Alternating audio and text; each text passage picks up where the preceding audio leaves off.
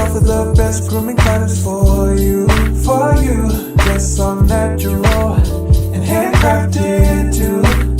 We wanna help be a swagger, your style, class, and luxury. Makeup products that are made for you with high quality, yeah. So get in style with the black, yeah. Company, swagger, style, class, and luxury, yeah. Black, gentleman, yeah. Company, swagger, style, class, and luxury, yeah. Located at www.theblackgent.com. Yo.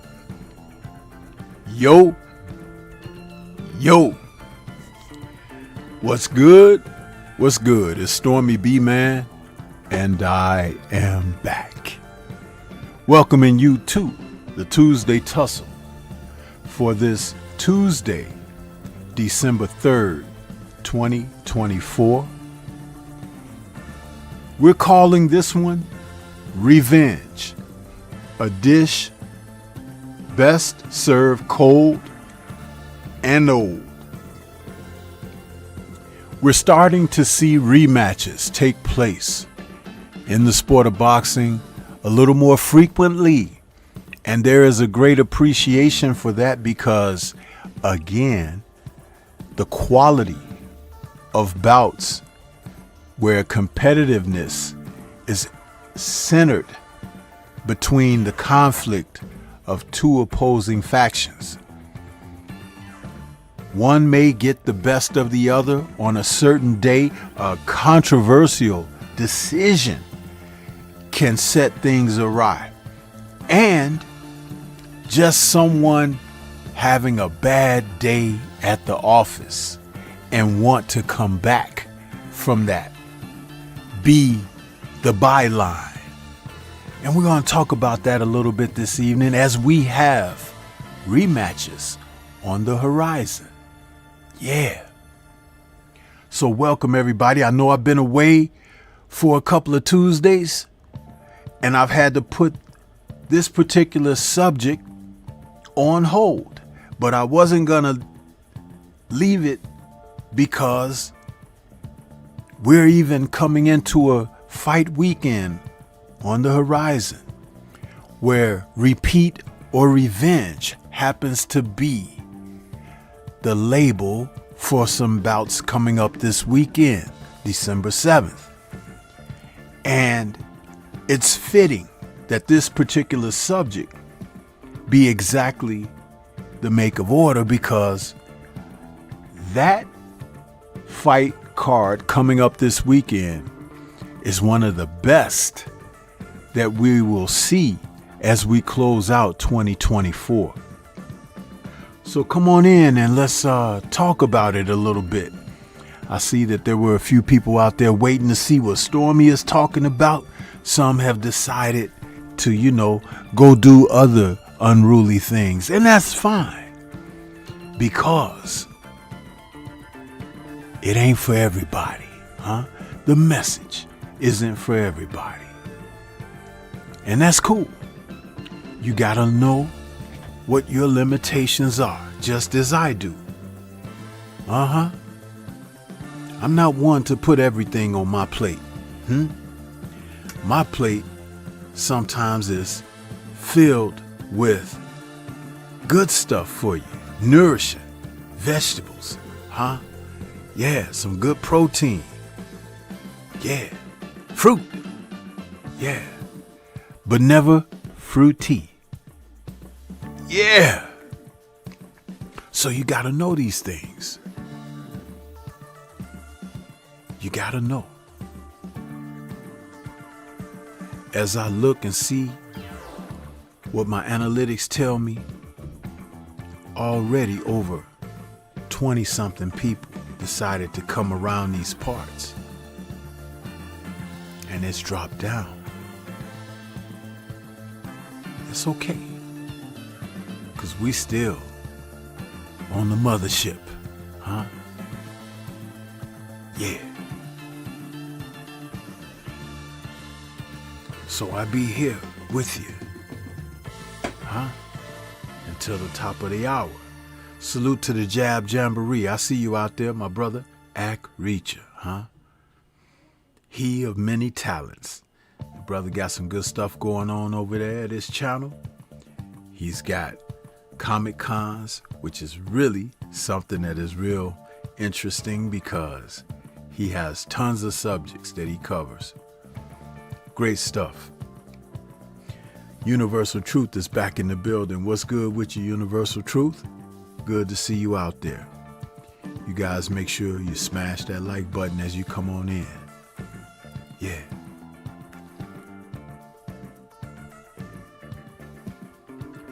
Turn down my boogie woogie just a tad, Just a tad.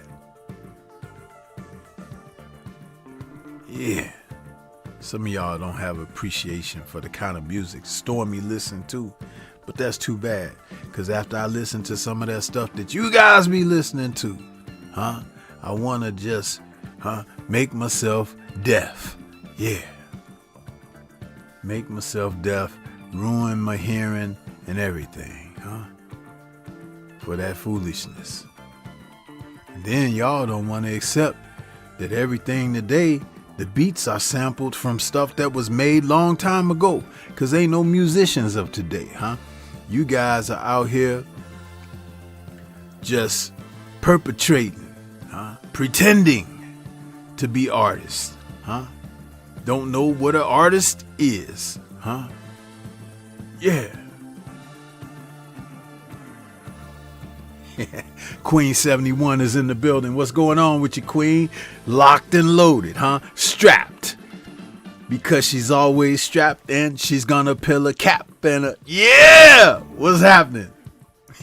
And coming in misspelling my name, See, that's why I be ready to cap right back on you, Because I know you're too old to be misspelling Stormy, So when you do those kind of things, I take it that you're taking a jab at Stormy B, Well, the one thing you're gonna learn around these parts is Stormy, takes his jabs right back, And Stormy hit low, Stormy come with the elbows and the head butts. You might think it's Katie Taylor in there with you. Yeah! And then, I ain't going for that. Oops, I'm sorry. It was a mistake. You didn't know what that don't work. Don't work around these parts, because Lil Johnny will tell you, Bullshit? Yeah, Lil Johnny be ready. He right there with me, That's my conscience, Lil Johnny. Yeah. For some of y'all that don't know, you're gonna learn today, You're gonna learn today, Cause I'm gonna tell you something. Roger will tell you too, when he break out the blackboard. As you can see, the more you fuck around, the more you're gonna find out. Yeah! And if you try to come in there and try to pretend that, hey, it ain't really like that, Sensei. It ain't really like that, And also, if you stay down here and you never fuck around, you'll never find out. Yeah. Yeah. That's what it is. That's what it is. But if you come in there and you right and correct, and you ain't like Mr. Shelton, wearing them feet, coming into somebody's house, leaving mud stains all over your hardwood floors, Good. Yeah!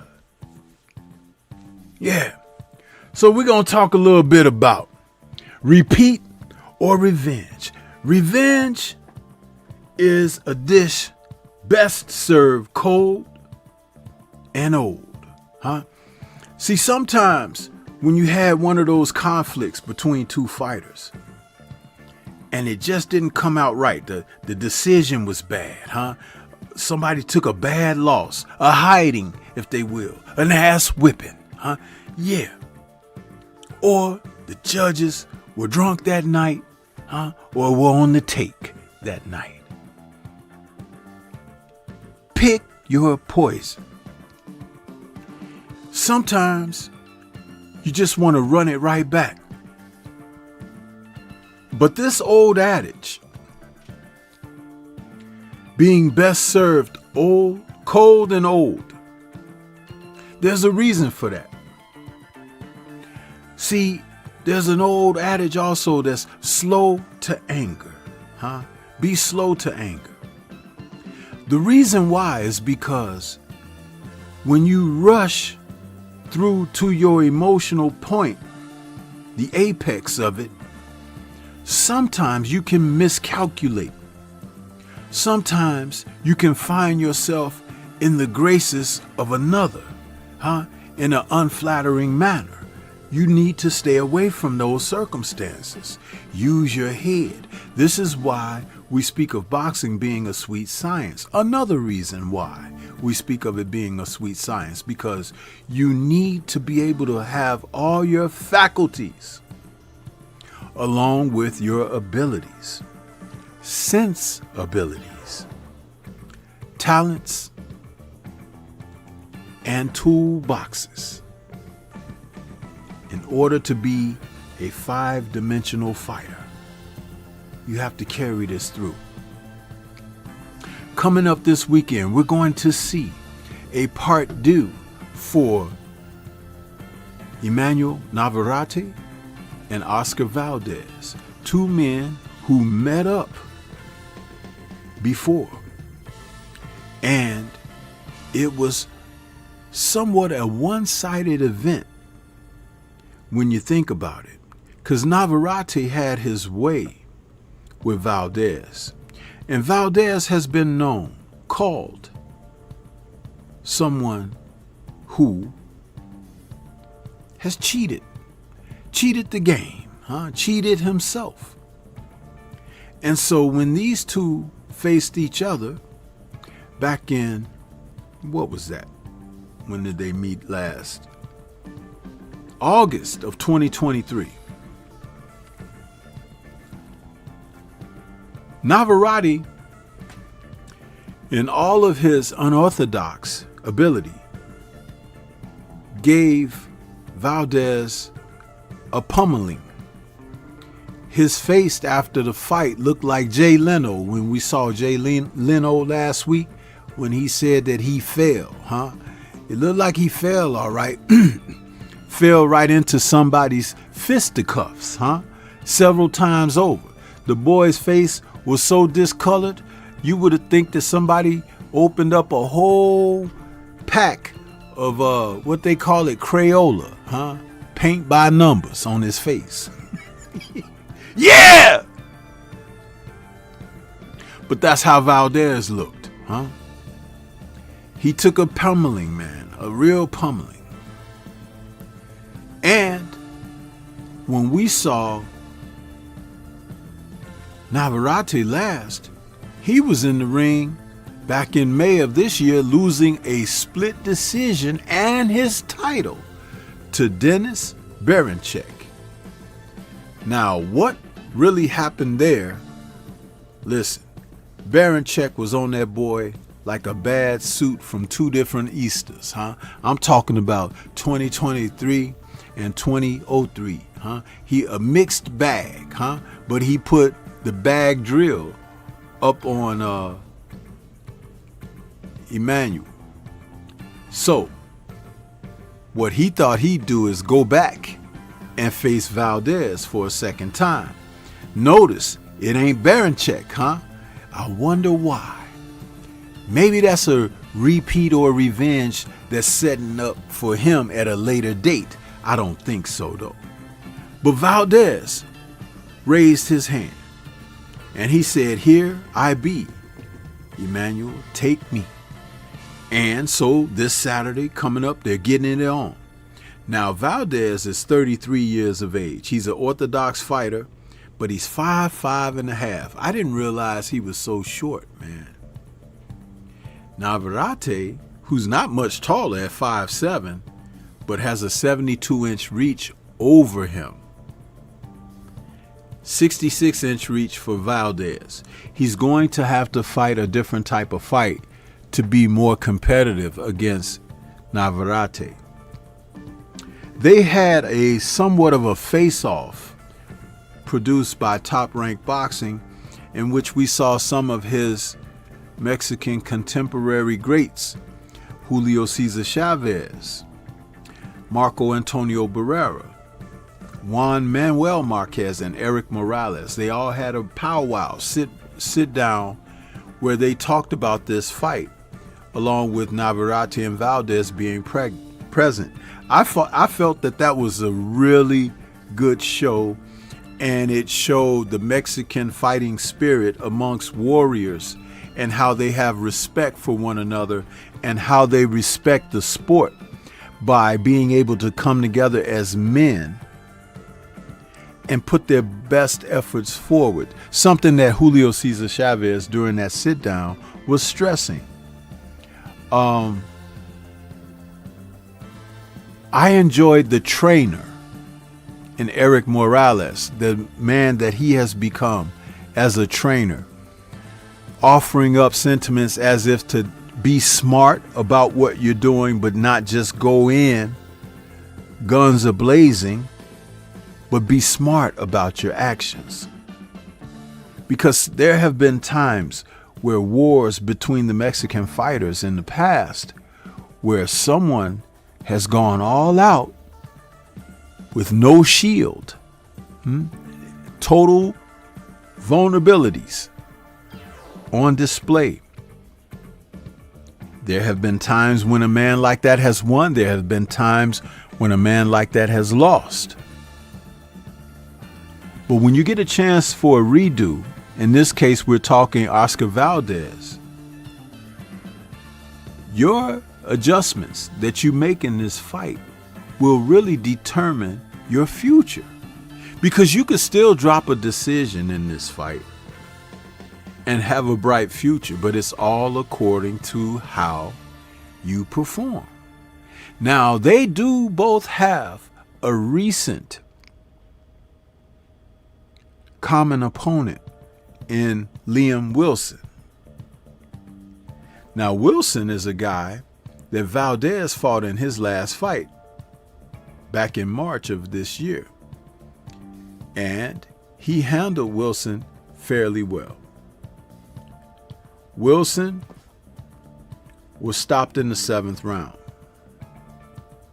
And Valdez had given him a good hiding. Wilson is out of Australia. Again, something down under, man, about those fighters over there. They really give their all. Whether the talent is there, the ability, the desire, whatever you name, they bring that. Now, when Manuel Navarrete faced Wilson back in February of 2023, it turned out to be a very difficult fight for him. Because in that fight, Liam came out and put it on Navarrete. He put him down in the 4th round, had him staggered a few times in the fight. There was just something about the way that Liam fought in that fight. But again, we're talking about when a fighter decides that he is going to be competitive regardless, and he puts it on the line. Now, though Navarrete came back to stop Wilson in the 9th round, it was still a point of interest where Wilson was able to point out some vulnerabilities that Navarrete has. Even in being unorthodox, you could still catch him. You could still bang him to the body. And I do believe that he came a little bit out of shape in that fight. He looked doughy more so in that fight than ever in before. But Valdez, a better fighter than Liam Wilson,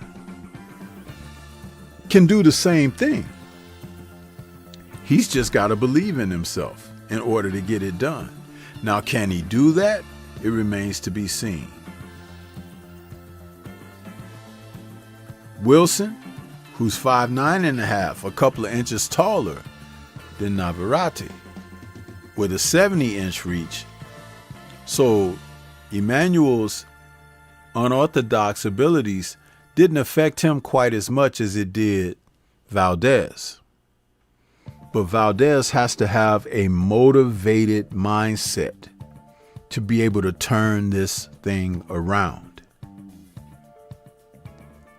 But will he? It remains to be seen. That's the only thing. But see, talking about this, fighters having had some time in between facing one another before going into that dangerous good night for a second go round against one another, as Valdez and Navarrete are going to do.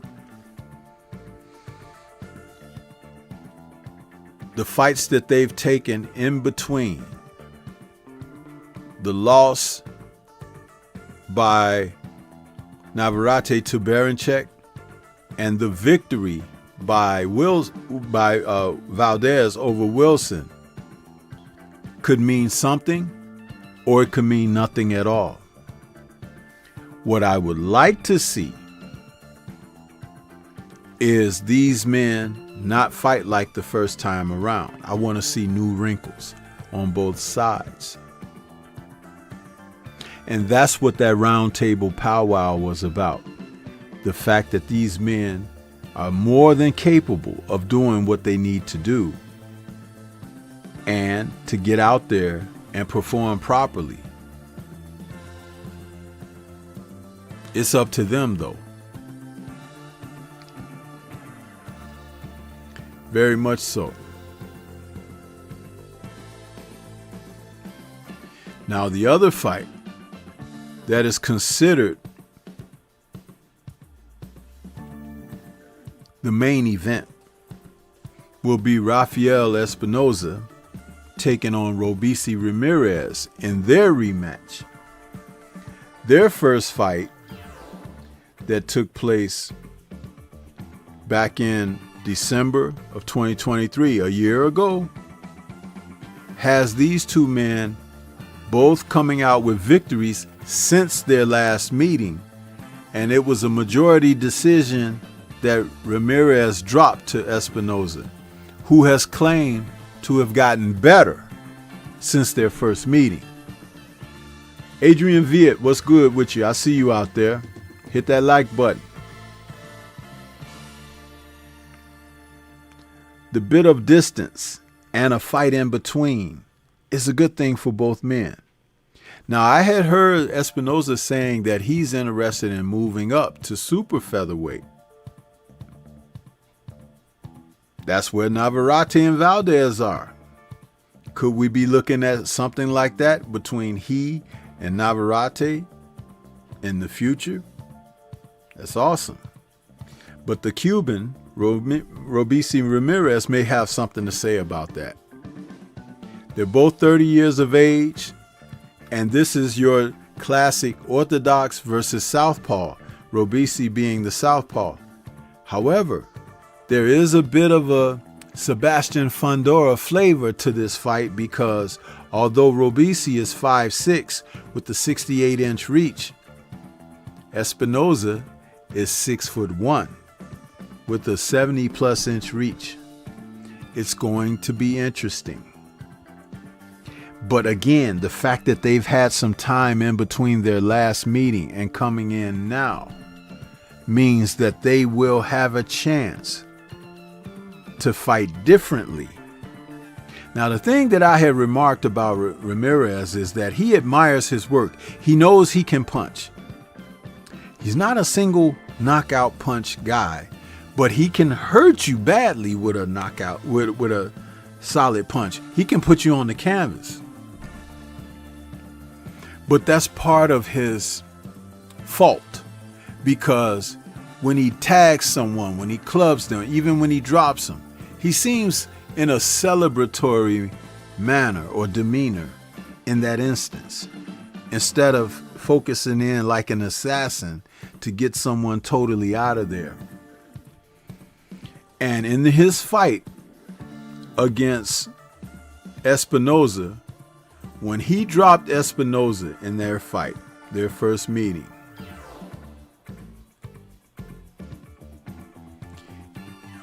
he seemed happy that he had put him on the canvas.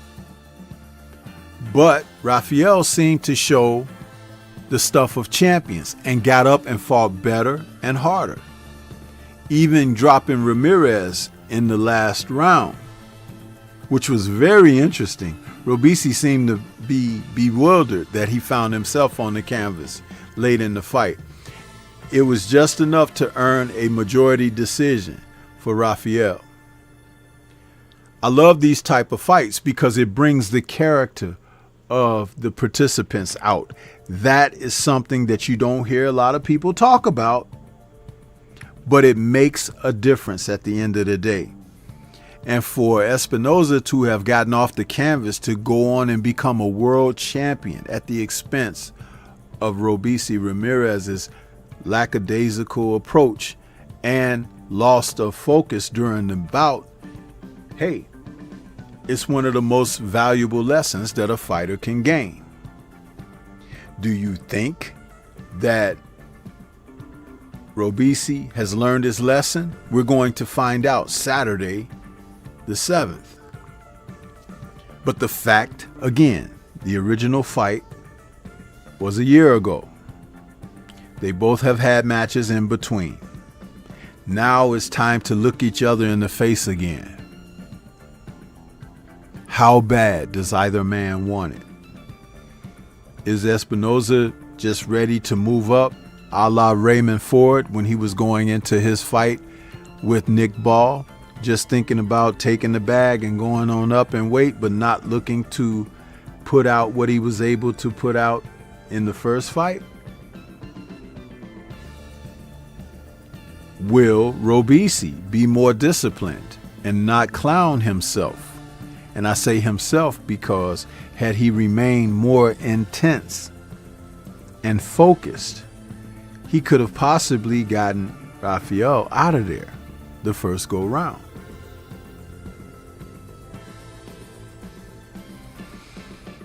That remains to be seen. But this is what we're looking at when we're talking about revenge, a dish served best, cold, and old.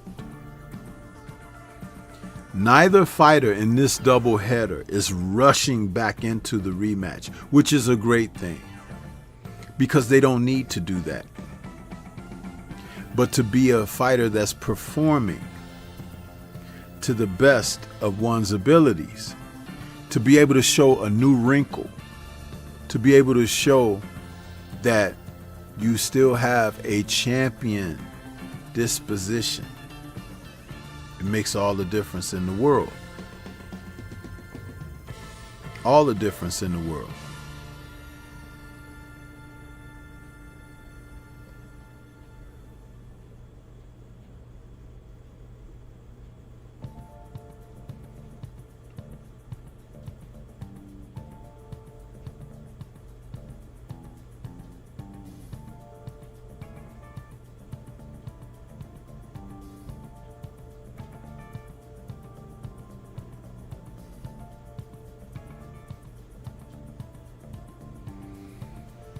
Another rematch that's coming up later in the month of December.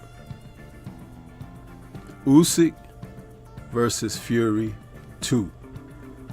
Reignited.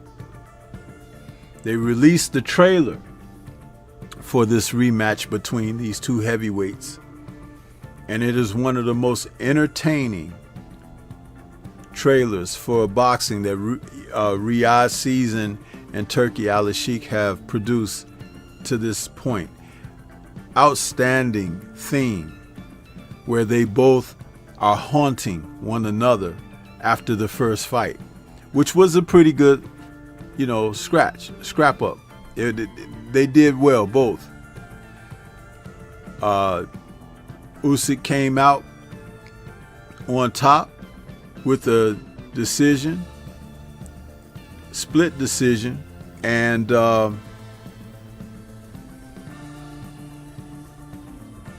Fury is lucky to have not been stopped in that fight.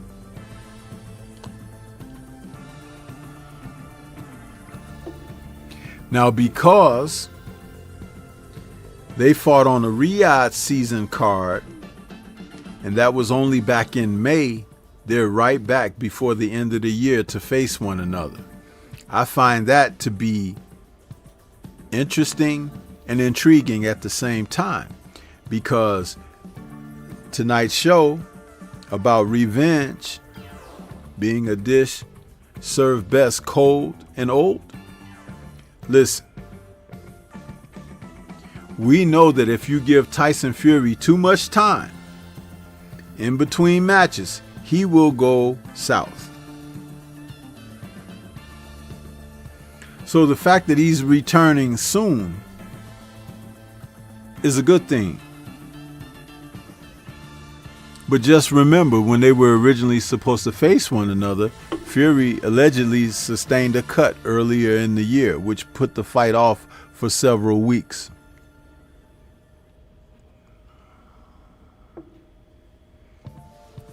So, what has Usyk learned through this process? As we look into what could happen here,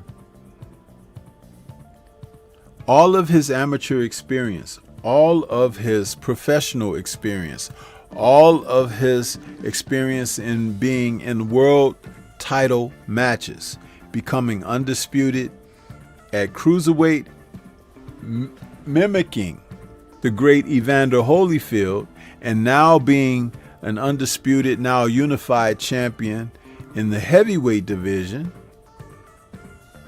his pedigree is far better than Tyson Fury could dream.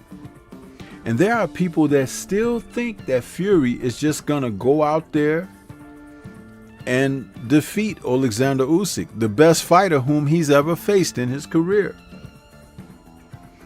I remember saying that just based on sheer character alone, going into the first fight, that I had Alexander Usyk. That hasn't changed. Fury is going to have to show himself to be a better, classier fighter.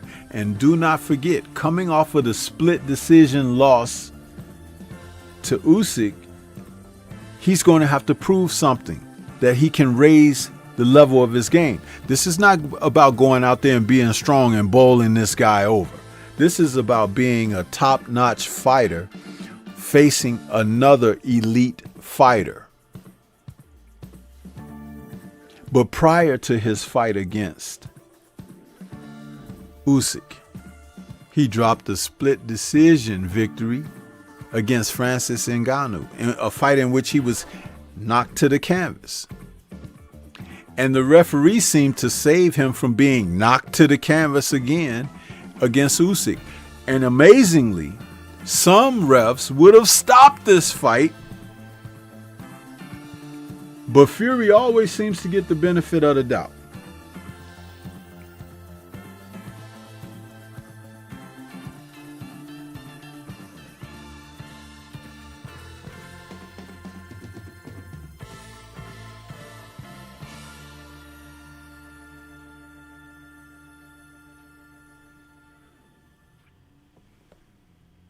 I think it's time to close the book on Tyson Fury.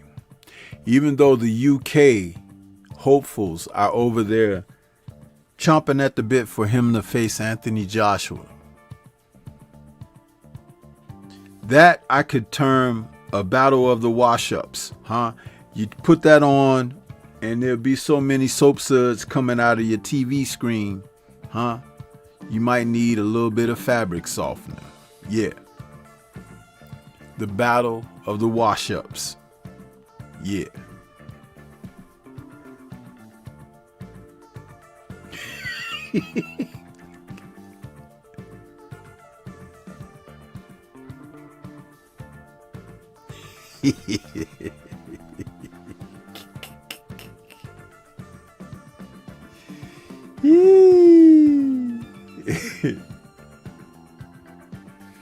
Salute to my brother Eric Jordan out there in the Cash App. I appreciate you, brother. I appreciate you, man. He says Fury is gonna rock out again by the ninja sword. Yeah, man.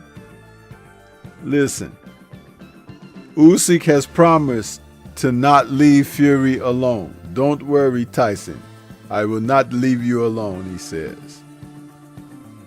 You know what that means, right? The hitman gonna be right there hitting him upside his head once again.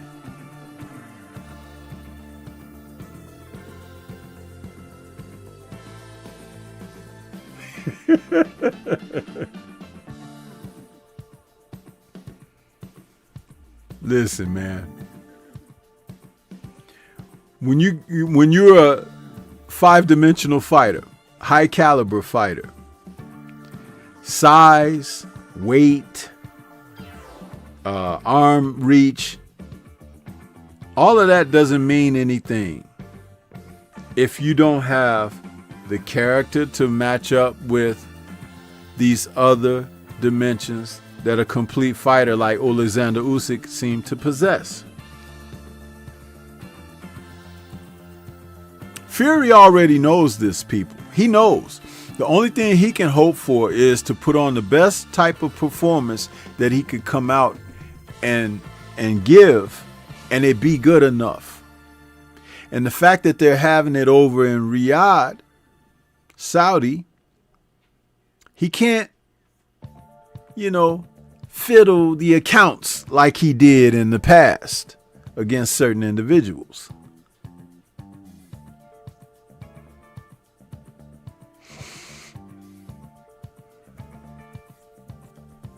But I do believe when you talk about repeat or revenge, this is definitely a situation where there may be repeat. Just as when Usyk found himself going into a second fight with Anthony Joshua.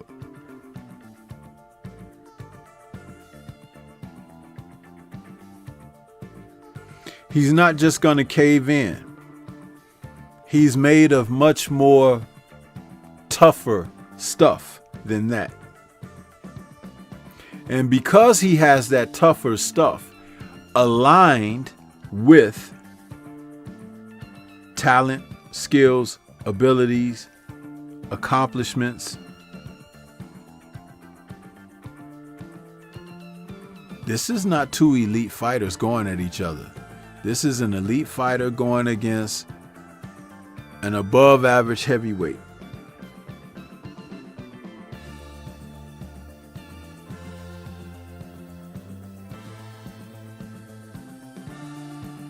You have to take note to that. You have to take note. There are some people that won't even pay attention to those small bylines, but those small bylines will become blaring when the action commences. Big time.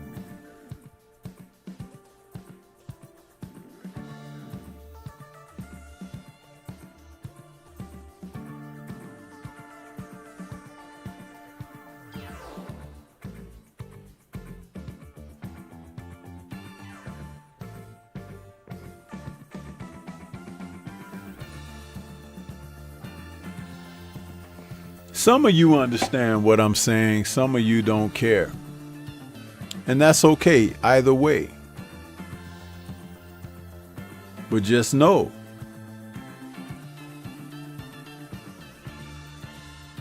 it is what it is.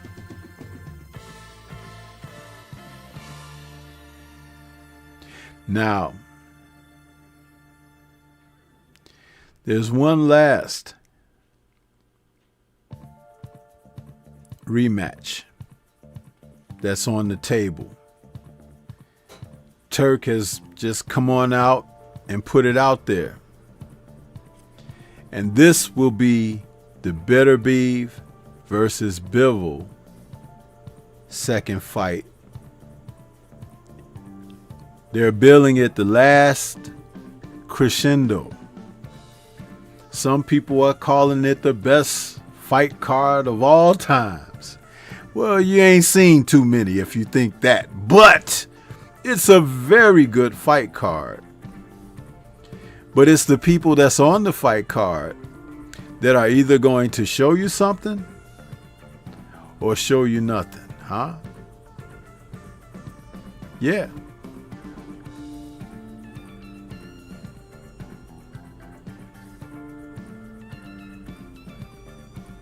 February 22nd, we're getting Joshua Buatsi versus Callum Smith. A good fight for Callum because it's going to be an opportunity for Callum to come off of the assembly line and put Joshua Buatsi in his place. Joshua Buatsi is a fighter, a former Olympian. He should have been a world titleist by now, but due to all types of distractions and disagreements and deciding to not do something or make the wrong moves, it has eluded him. Callum Smith, a former world champion, just fought this past weekend and fared well. A heavyweight bout that'll take place between Zhilei Zhang and Ajit Kabiel, a man who knows how to fight the big dudes. Kabiel. I said he reminds me of Ray Mercer, Merciless Ray Mercer, and he hasn't let me down yet. He has continued with his foot on the gas, and Zhilei is going to have to watch out. An interesting match made for this card, already signed, even though the man has something coming up. Israel Madrimov has a fight coming up very soon against Sergey Bohachuk, and he's already signed on for this card to face Virgil Ortiz Jr. Isn't that an amazing foresight that Madrimov is already looking ahead? Interesting.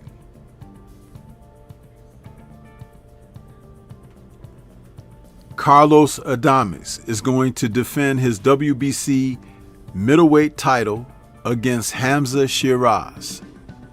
This may be Shiraz's opportunity to become a world champion. Adames is a strong fighter, but he is not as tooled and schooled as Shiraz. And there has been nothing about his performances that tell me that he may be able to operate inside the height, reach, range of Shiraz. Yeah.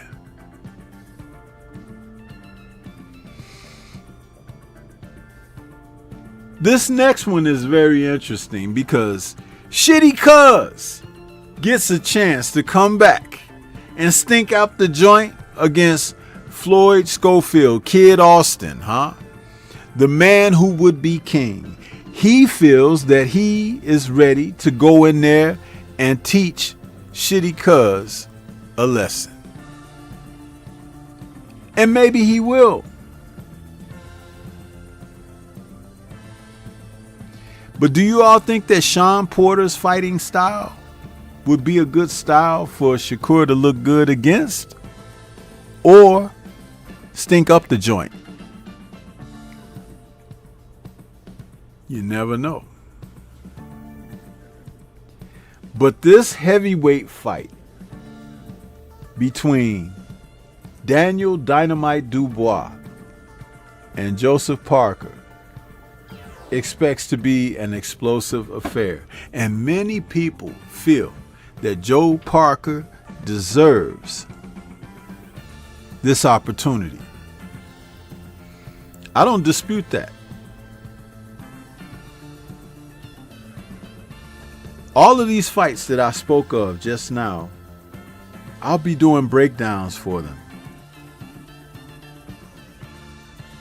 But February 22nd is a long time away while we have a chance to build to this last crescendo.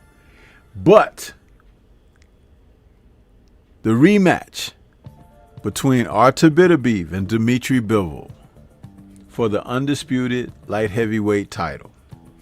Many people thought the first go around that Dmitry Bivol, because he didn't get KO'd, deserved an opportunity to get the decision. Though I don't agree with that. Just because he survived and went to the final bell doesn't mean that he defeated this champion.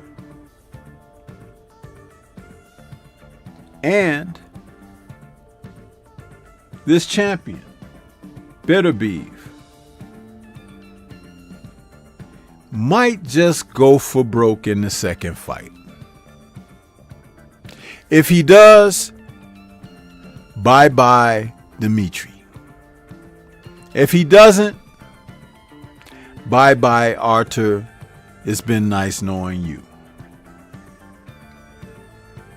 But repeat or revenge, for these two,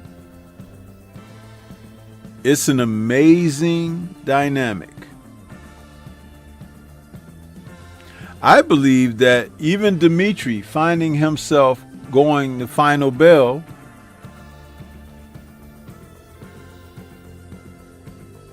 felt a little special.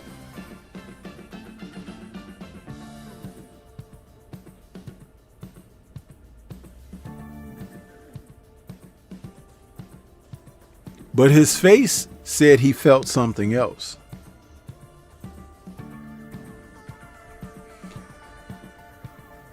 Can Arthur put him away? Absolutely he can.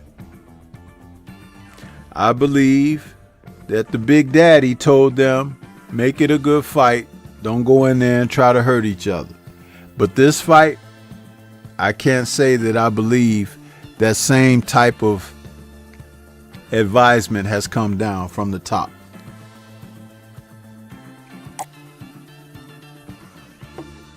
I'm almost certain that Big Daddy wants them to show the might that comes from that part of the world.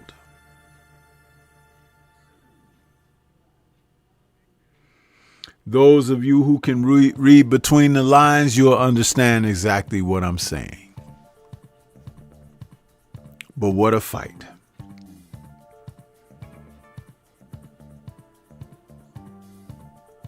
Yeah. It's something to look forward to. And like I said, they just released that information that this card is taking place, and many people are amped. They are really excited about seeing these two men get in there and get after it. I think it's going to be great. I think it's going to be a little more exciting than the first go around. But hey, we are going to have to see. We're going to have to see. So, as we talk about revenge, a dish best served cold and old, these men just fought a few months ago, October. It's a quick turnaround. The only thing that'll be old going into this fight is Arthur at 40, finally crossed that threshold, and Dimitri, who's coming in, and hey, you know, he's 34.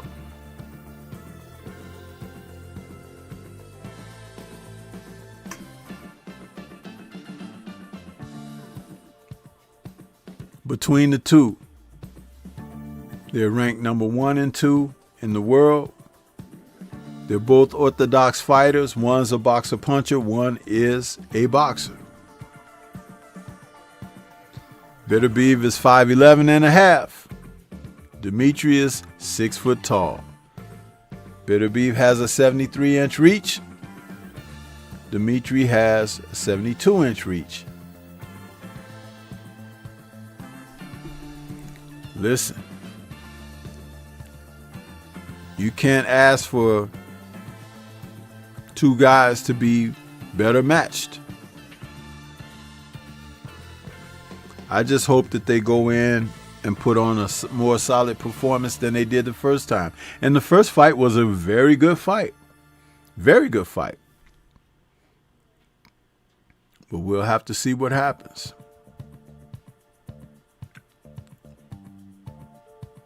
Yep.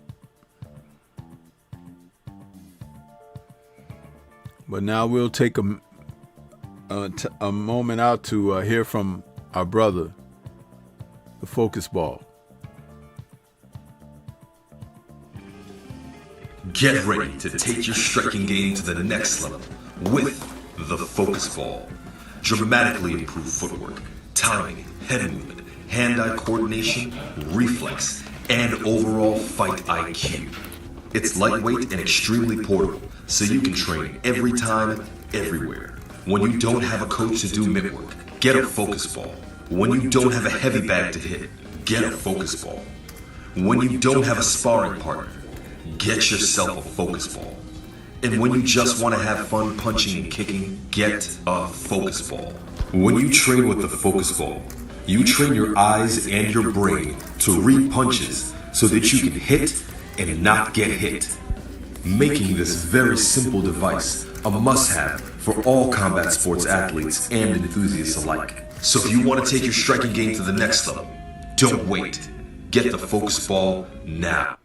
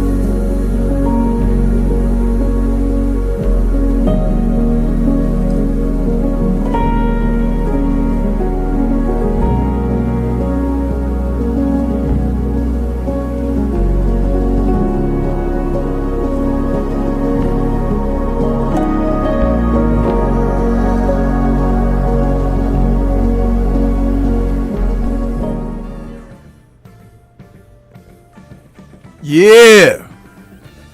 Get you some of that merchandise, man. Links are in the description box for both the Streamlabs merchandise and the A Weapons merchandise. So, with that being said, we're going to get on up out of here. I hope you guys have a great rest of the week leading up to this coming Saturday's events. We've got two stellar cards.